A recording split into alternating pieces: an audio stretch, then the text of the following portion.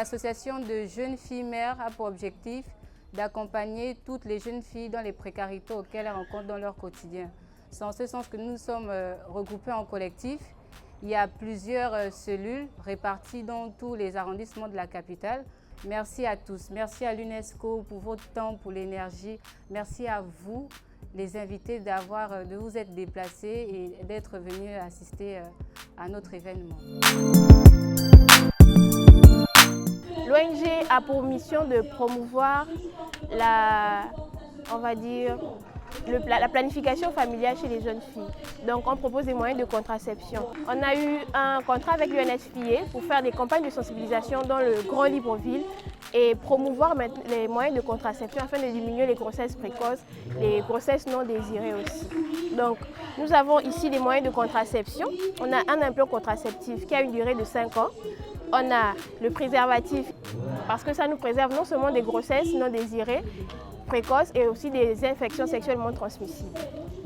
On a le stérilet, c'est un dispositif intra-utérin. Donc on met ça dans l'utérus à l'aide d'un spéculum. On doit faire une échographie avant et après la pose de stérilet. On a la pilule contraceptive, qu'on appelle encore pilule classique. On la prend tous les jours à la même heure pour qu'elle soit efficace.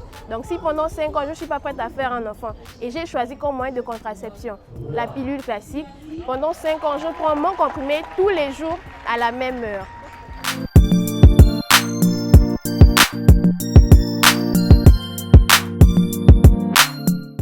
Bonjour à toutes. Alors, je n'avais pas prévu particulièrement de prononcer un mot. Je me suis dit, dans tous les cas, il faut que je vienne vous voir et participer un tout petit peu à la sensibilisation qui aura lieu. Alors, c'est vous dire combien est grande ma joie d'être avec vous aujourd'hui. Pourquoi?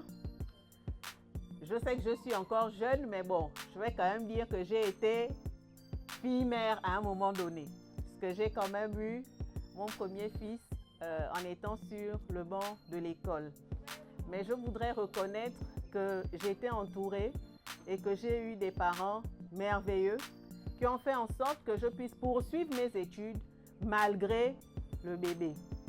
Et c'est cette interpellation aujourd'hui que je voudrais vous adresser. Parce que la jeune fille mère ou la fille mère, donc la fille mère est une préoccupation pour nous, pour le gouvernement.